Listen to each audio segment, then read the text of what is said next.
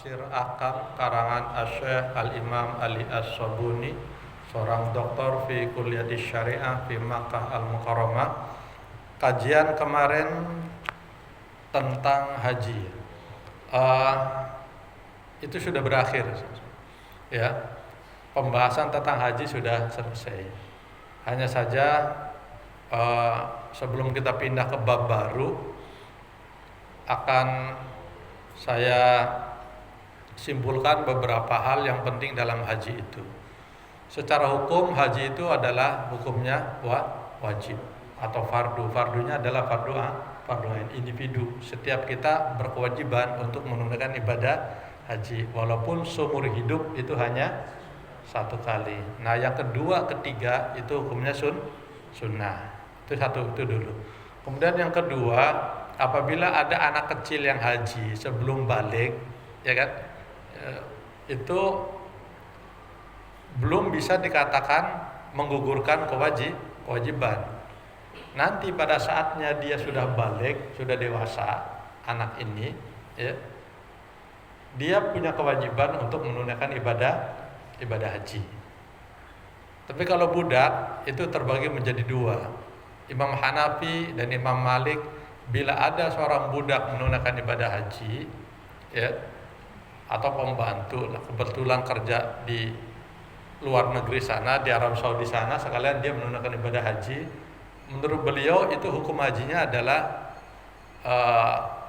dikatakan belum menggugurkan kewajiban, artinya dianggap masnun, sunnah, ya, karena dia haji tidak dalam keadaan istito'ah, tidak dalam keadaan mampu, tapi dia statusnya saat itu masih menjadi budak, ya. Untuk itu menurut beliau Imam Hanafi, nanti kalau dia udah merdeka, budak ini boleh menunaikan ibadah haji lagi, dan ibadah haji yang kedua itu dihukumi wajib.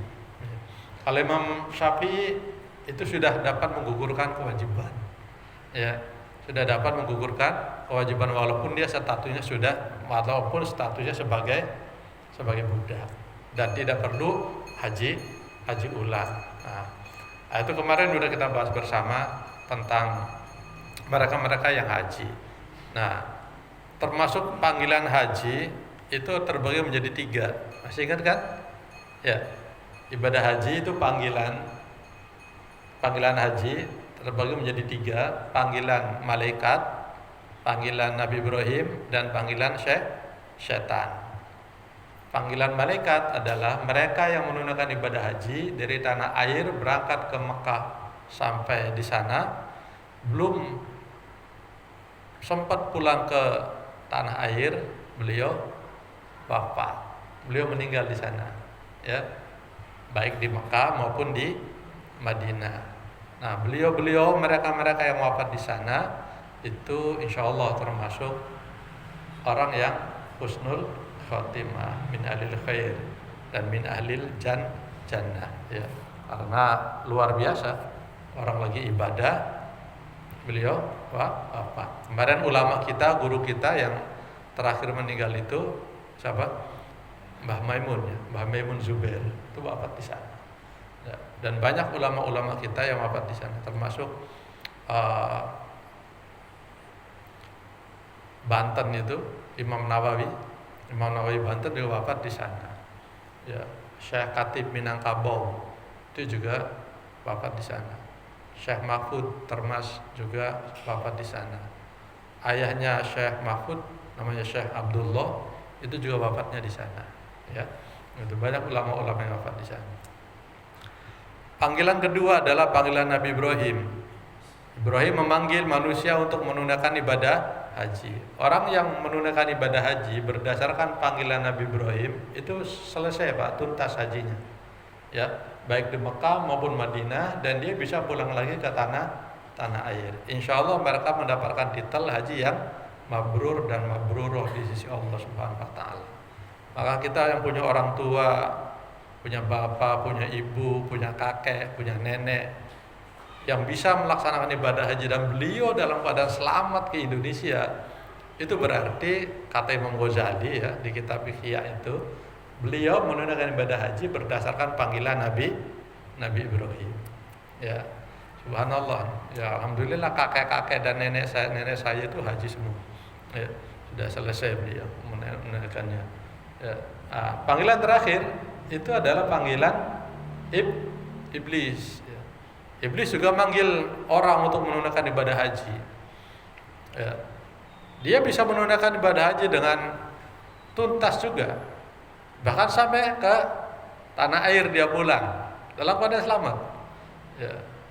Lalu yang membedakan di mana? Yang membedakan adalah hartanya, zat, sangu, bekal, duit, uang yang dia pakai untuk menunaikan ibadah haji itu bukan berasal dari harta yang halal, dari duit yang berkah, bukan, tapi dari harta yang haram, hasil nyolong, hasil korupsi, hasil kolusi, hasil manipulasi, hasil kerampok, dia pakai buat ibadah haji. Nah, orang yang haji dengan cara seperti itu dia berdasarkan panggilan iblis, panggilan syaitan. Nauzubillahi min dzalik. Ya, maka hindari panggilan yang ketiga itu.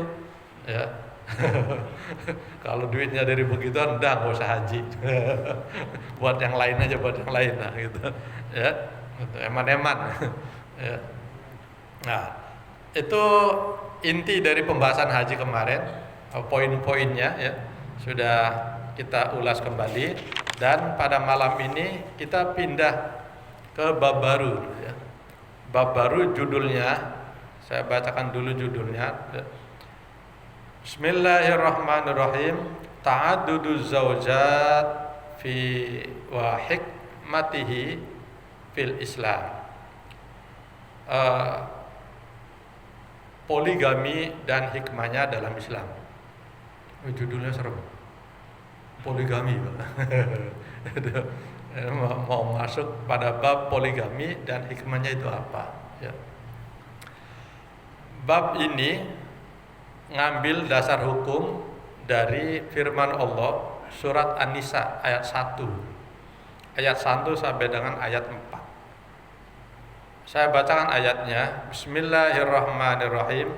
Ya ayyuhan nasu taqu rabbakumul ladzi khalaqakum min nafsin wahidah wa khalaqa minha zawjaha wa bassa minhuma rijalan katsiran wa nisaa'a wattaqullaha alladzi tasaaluna bihi wal arham innallaha kana 'alaikum raqiba.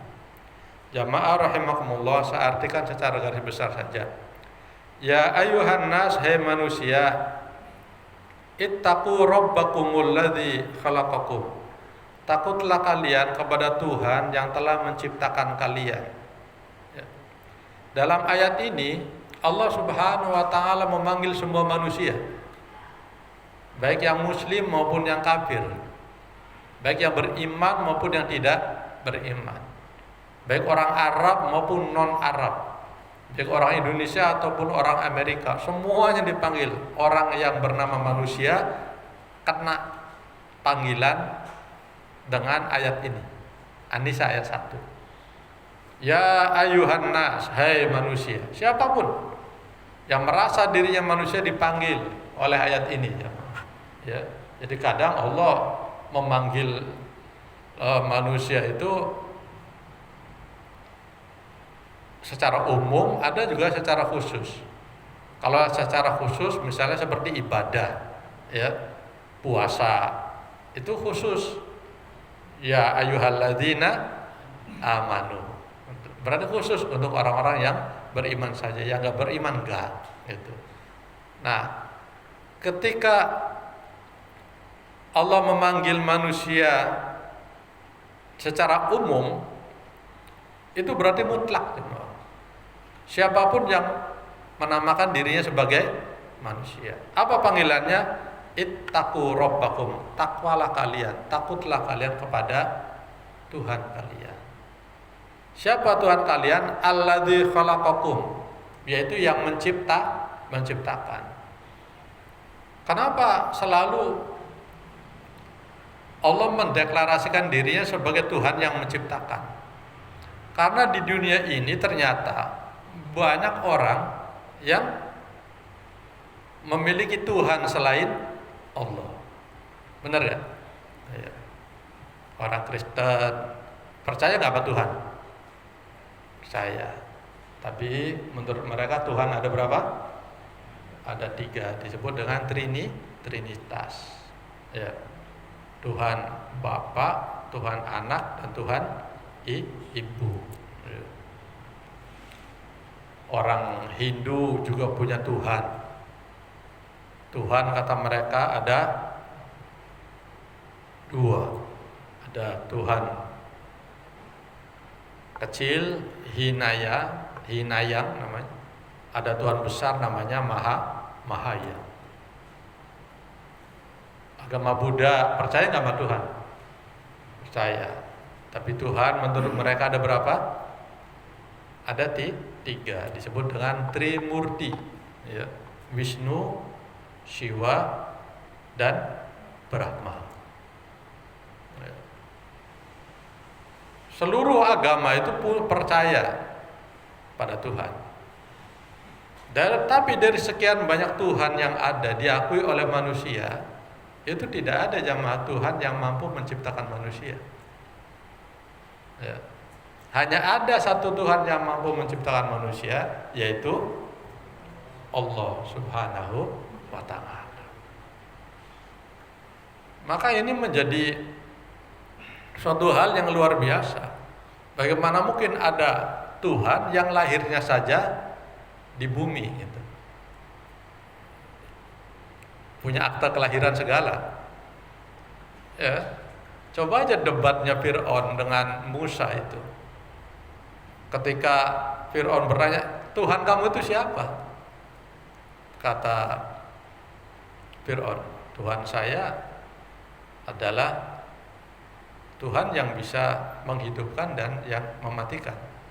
Kata Fir'aun, kalau soal itu gampang, saya juga bisa. ini reseh dan brengseknya Fir'aun. Karena dia mengaku sebagai dirinya Tuhan. Sini panggil 2 orang. Kalau Tuhan kamu bisa menghidupkan dan mematikan, saya juga bisa menghidupkan dan mematikan orang. Panggil 2 orang, satu dibunuh, mati. Yang satu dibiarin hidup, gua juga bisa. Tuh, yang satu saya matiin, yang kedua saya hidupin. Berarti saya Tuhan, sama dengan Tuhan kamu. Nabi Musa, waduh, argumentasinya salah ini. Kalau orang istilah naik mobil mah itu oper gigi, Pak. Nabi Musa oper gigi itu. Wah, ini argumentasinya mentah ini. Nabi Musa berargumentasi yang kedua, Tuhan saya adalah Tuhan yang menciptakan saya dan juga yang menciptakan nenek moyang saya, kakek nenek saya. Itu Tuhan saya. Ketika ada jawaban begitu, Fir'aun jadi terkejut, jemaah. Iya ya. Dan hadir, karena itu debatnya debat terbuka. Dan hadirin juga menjadi kaget. Iya. Kalau Fir'aun Tuhan, lalu bapaknya Fir'aun tuh Tuhan bukan? Berarti bapaknya Fir'aun tuh nggak punya Tuhan, karena belum lahir si Fir'aunnya. Ya, apalagi kakek dan neneknya, itu berarti nggak punya Tuhan, karena anaknya, cucunya belum lahir. Fir'aun baru ngeper. Ya. Ketika disampaikan yang menciptakan saya dan juga yang menciptakan bapak dan ibu serta keluarga saya, kakek nenek saya. Fir'aun tidak bisa membantah, pakainya emosi. Biasa dari sana, kalau debat udah kalah pakainya emosi. Nah, status Tuhan yang menciptakan itu adalah status yang tidak bisa dimiliki oleh Tuhan-Tuhan yang lain. Ya. Mau Wisnu, mau Shiva, mau Brahma, mau Yesus sekalipun, itu tidak akan mampu menciptakan manusia. Ya. Nah, alladzi khalaqakum, yang menciptakan kalian, min nafsin wahidah, dari jiwa yang satu, dari satu jiwa. Apa itu yang dimaksud min nafsin wahidah? Yaitu dari unsur yang satu, makhluk yang pertama, yaitu Nabi Adam alaihi salam. Nah, kalau jamaah suka-suka ada yang nanya, mana ayatnya yang menjelaskan kita itu berasal dari Nabi Adam? Suruh baca An-Nisa ayat 1. Ya. Itu kalimatnya min nafsin wahidah, dari jiwa yang satu, dari satu asal usul, ya. Asal usul yang dimaksud di ayat ini tafsirnya itu adalah Nabi Adam alaihissalam. Ya. Dari tulang sulbinya Nabi Adam itu diciptakan ribuan bahkan miliaran genetik yang kemudian berkembang biak.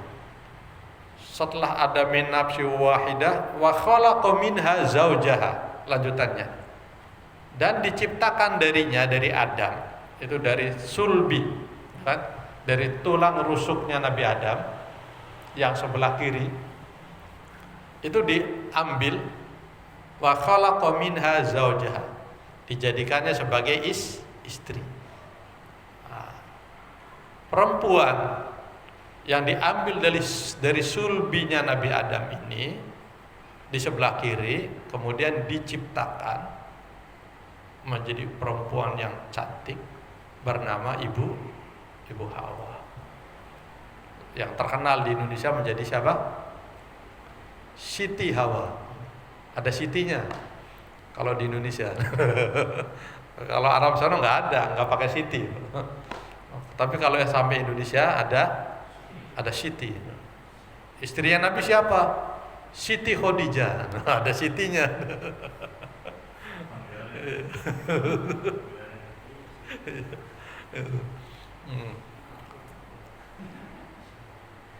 Istri yang paling cantik siapa? Istrinya Nabi. Namanya? Siti Aisyah. Ada Sitinya. Itu uniknya orang kita, orang Indonesia, orang Jawa khususnya. Sampai ada lagunya kan, indung indung Siti Aisyah. Padahal sesungguhnya nggak pakai Siti.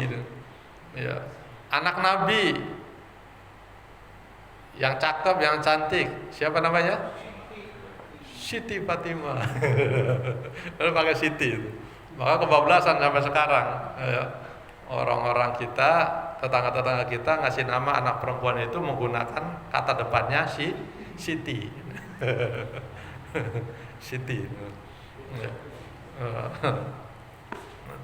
Ya. Diciptakannya Hawa sebagai istri. Subhanallah. Allah Subhanahu wa taala menciptakan Adam tanpa bapak dan tanpa ibu. Betul Pak? Iya. Berasal dari tanah. Tanah yang diambil tanah merah, tanah putih, tanah hitam. Ada dialog menarik jamaah. Ketika Allah hendak mengambil tanah, ya, itu ada 3 malaikat jamaah yang disuruh oleh Allah untuk mengambil tanah itu. Siapa malaikat pertama? Malaikat pertama yang disuruh itu adalah malaikat Jibril alaihissalam. Jibril turun ke bumi, ambil tanah yang ada di bumi sana. Saya mau menciptakan makhluk baru, manusia. Kamu turun. Siap ya Allah, saya turun ke bumi. Turun malaikat, sat, sampai di bumi itu tanah mau dicomot, mau diambil. Kalau kita mau dicangkul gitu. Ya, tapi masa Jibril bawa cangkul kan gitu. Kayaknya nggak sakti gitu.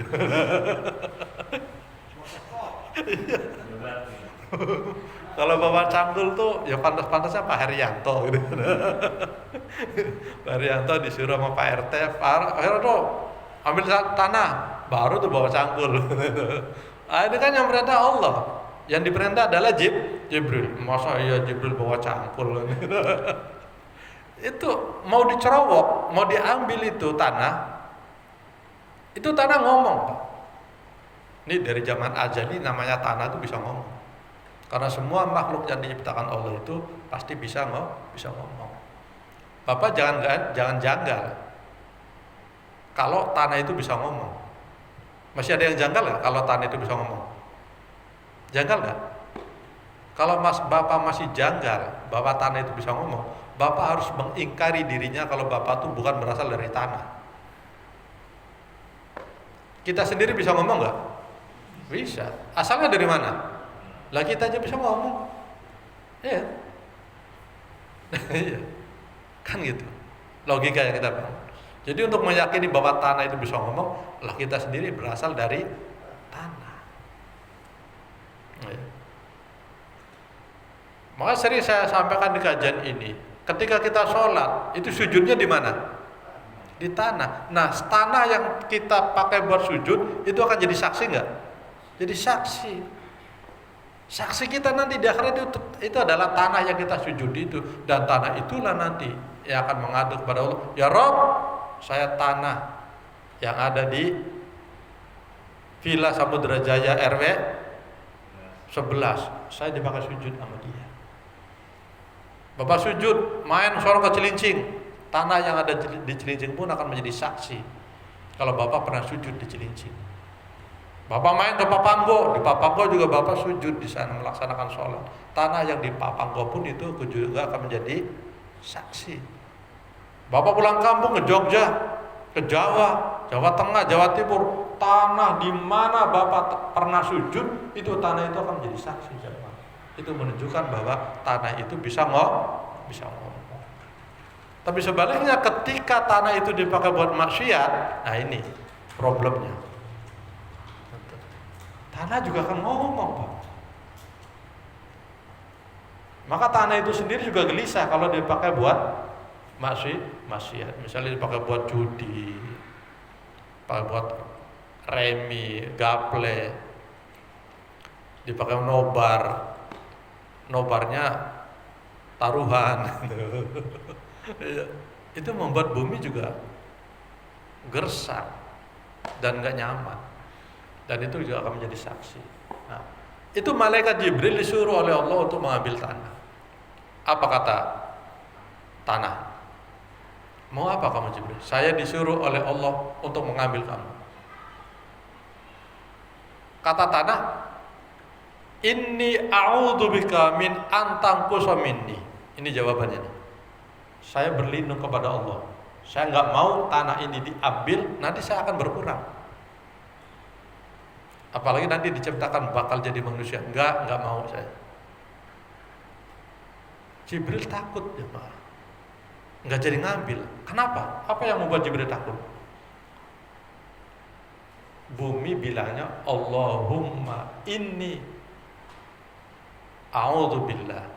Saya berlindung kepada Allah.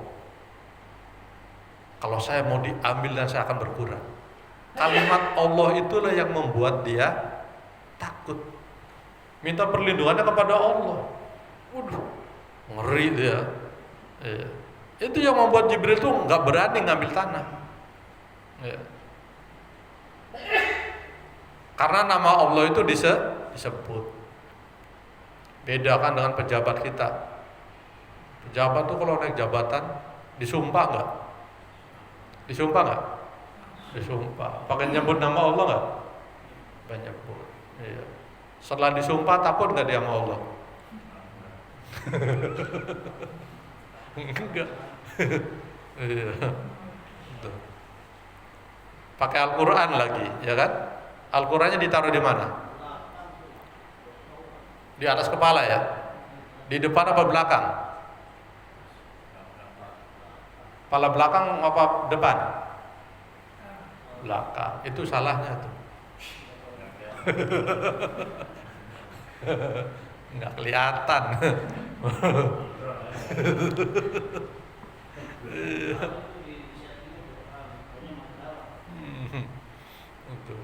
Ya. Karena ada di belakang udah selesai ditinggalin. Ya. Qurannya ditinggalin, Allahnya juga dilupain. Oh Jibril enggak keren nyebut nama Allah, itu Jibril langsung enggak berani ngambil. Balik lagi dia. Ya Rob, saya enggak berani ngambil tanah. Kenapa? Dia minta perlindungan kepadamu ya Allah. Itu yang membuat saya nggak berani, karena dia minta perlindungan kepada Engkau. Namamu disebut oleh bumi. Allah kagum. Hambaku yang satu ini memang luar biasa, taat banget. Gitu. Ya. Maka hati-hati Pak, kalau udah menyebut nama Allah itu jangan hati-hati. Ya, termasuk sumpah dan lain-lain, janganlah menggunakan nama Allah kalau nggak penting-penting banget. Ya. Termasuk Bapak insya Allah gitu ya, diundang. Pak hadir ya, insya Allah. Itu nama Allah udah disebut loh. Bapak kalau udah bilang insya Allah, mestinya itu harus hadir. Ya, mestinya harus hadir. Jangan bilang insya Allah tapi niatnya tidak hadir, itu salah. Salah besar. Sudah nyebut nama Allah tapi niatnya untuk tidak menghadiri, itu salah besar. Kalau udah menyebut nama Allah, Bapak harus hadir. Kecuali ada sesuatu yang tiba-tiba datang kemudian, misalnya tahu-tahu banjir, tahu-tahu anak jatuh sakit, lalu Bapak harus bawa ke rumah sakit sana, itu bertepatan, itu Bapak boleh ninggalin undangan itu. Lalu Allah Subhanahu wa taala memerintahkan malaikat yang kedua, jamaah. Siapa malaikat yang kedua? Mikail. Siapa Mikail?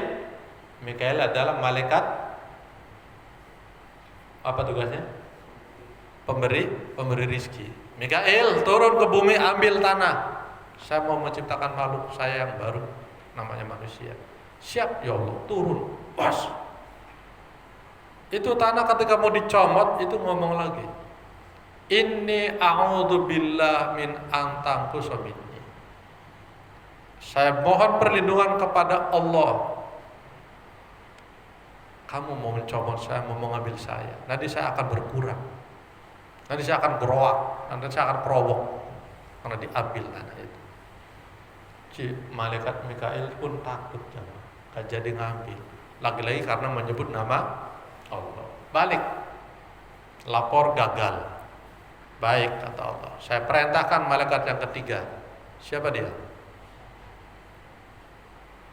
Israel.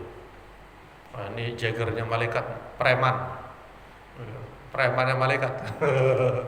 Tukang gebuk, tukang sikat gitu. Iya. Israel, siap ya Allah. Turun, ambil tanah. Saya mau menciptakan makhluk baru, manusia. Siap ya Allah. Saya turun, pas. Begitu sampai, wahai bumi, saya mau mengambil kamu. Saya kesini datang disuruh oleh Allah. Untuk apa? Untuk mengambilmu sekaligus mau menciptakan makhluk baru, namanya manusia. Inni a'udzubillah. Jawabannya sama. Saya minta perlindungan kepada Allah. Saya mohon perlindungan kepada Allah, saya nggak mau diambil. Apa reaksi Israel, Pak? Israel menjawab, kalau kamu minta perlindungan kepada Allah, saya juga minta perlindungan kepada Allah. Karena saya datang ke sini disuruh oleh Allah dan pantang buat saya itu untuk gagal memenuhi perintah Allah. Kamu berlindung kepada Allah, saya pun berlindung kepada Allah. Saya juga datang ke sini diperintah oleh Allah. Bumi, saya disuruh oleh Allah untuk mengambil. Tapi saya sampaikan ke kamu, nanti pada saatnya itu akan saya kembalikan lagi ke kamu. Ini perjanjiannya nih, ya, yang harus Bapak ingat. Perjanjian Israel dengan bumi. Ingat-ingat satu, saya yang mengambil, saya pula nanti akan mengembalikan itu, yang mengembalikan tanah itu. Oh begitu kata bumi. Iya, saya tadi yang mengembalikan. Silakan kalau kamu tanggung jawab mau mengambil saya. Tapi ingat, kembalikan itu pada saya. Siap, saya akan kembalikan. Maka Israel jamaah itu tugasnya mengembalikan itu. Ya, asalnya dari tanah kembali ke tanah. Yang mengembalikan siapa? Israel, dicabut nyawanya satu-satu. Ya. Orang lahir di Sumatera, orang lahir di Jawa, Tapi ketika dia meninggal, itu apakah akan kembali ke Sumatera? Belum tentu. Apakah akan kembali ke Jawa? Belum tentu juga. Tergantung dari mana dia diciptakan tanahnya itu ketika dia hidup. Kalau orang diciptakan dari tanah Betawi, maka dia akan meninggal masuk kembali ke Betawi. Kalau ngambil tanahnya dari Bogor, dia nanti akan meninggal dan dikuburnya di Bogor. Kalau dia ngambil tanahnya dari Jogja, maka tinggal dimanapun dia akan meninggal akan dikubur di Jogja. Demikian seterusnya dan seterusnya. Saya lahir di Cirebon. Apakah nanti kalau meninggal dikubur di Cirebon juga? Belum tentu. Karena kita nggak tahu dari mana asal saya diciptakan, dari tanah mana, tanah Cirebon atau tanah Budi Dharma.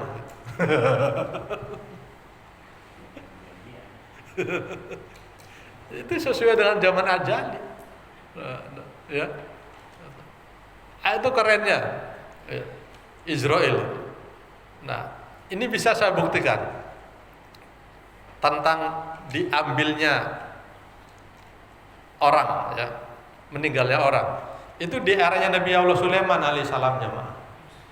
Ya. Nabi Sulaiman suatu hari itu lagi kongko ngobrol lah sama pengikutnya. Sulaiman, keren bapak ini. Apa kerennya?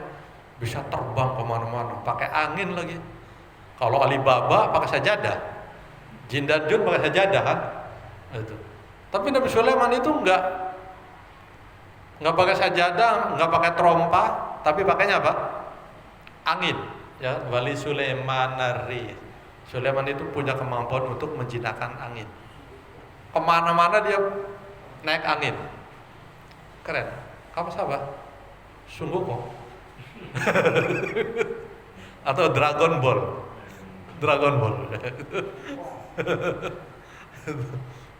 Itu KW itu. Yang asli itu Nabi Sulaiman itu ya, keren, bisa terbang, bisa jalan-jalan kemana-mana, naik angin loh gitu. Zaman itu kan belum ada pesawat jemaah, ya, ya, belum ada pesawat. Orang kagum sama Sulaiman, hebat Nabi Sulaiman. Terus kenapa? Sekali-kali dong anterin saya gitu, cobain ngajak gitu. Atau saya berangkat naik angin itu gimana rasanya gitu. Kamu pengen naik angin? Iya, pengen saya naik angin tuh, biar cepat bisa sampai. Tiba-tiba datang Pak malaikat Israel datang. Assalamualaikum, waalaikumsalam. Sulaiman kaget, ada Israel ini datang. Dikira Nabi Sulaiman tuh mau nyambut dirinya. Oh, jangan-jangan saya mau dicabut. Ya Israel, ada apa? Ini saya diperintah oleh Allah untuk mencabut nyawa temanmu itu. Oh iya, emang udah waktunya? Udah waktunya. Tapi problemnya apa kata Sulaiman? Berdasarkan catatan, dia meninggalnya di India. Karena dia berasal dari tanah yang ada di India waktu diciptakan. Lalu sekarang dia ada di depan kamu. Nabi Sulaiman tinggal di mana? Di Jogja. Nabi Sulaiman itu bahasa Sleman. Iya. Di Baitul Maqdis, Palestina. Iya. Nabi Sulaiman tinggal di sana, Palestina. Problemnya ini ada di Palestina. Sementara menurut SOP, ada SOP. Catatan di Lauh Mahfuz, dia meninggal di sana, di India. Terus, ya mestinya dia ada di sana. Nggak boleh saya nyambut dia di sini. Gitu.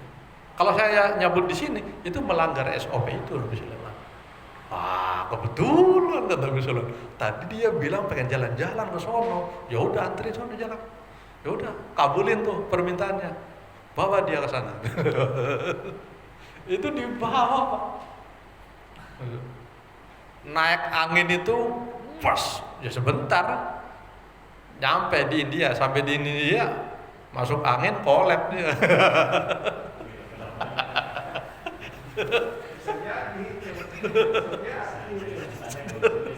Masuk angin, muntah-muntah lah. Sudah. Mabok dia, mabok perjalanan. Kalau Nabi udah punya tamengnya. Kalau Nabi Sulaiman nggak masuk angin, tenang aja dia mas. Lah manusia biasa naik angin, nggak kuat dia mangap-mangap baru masuk.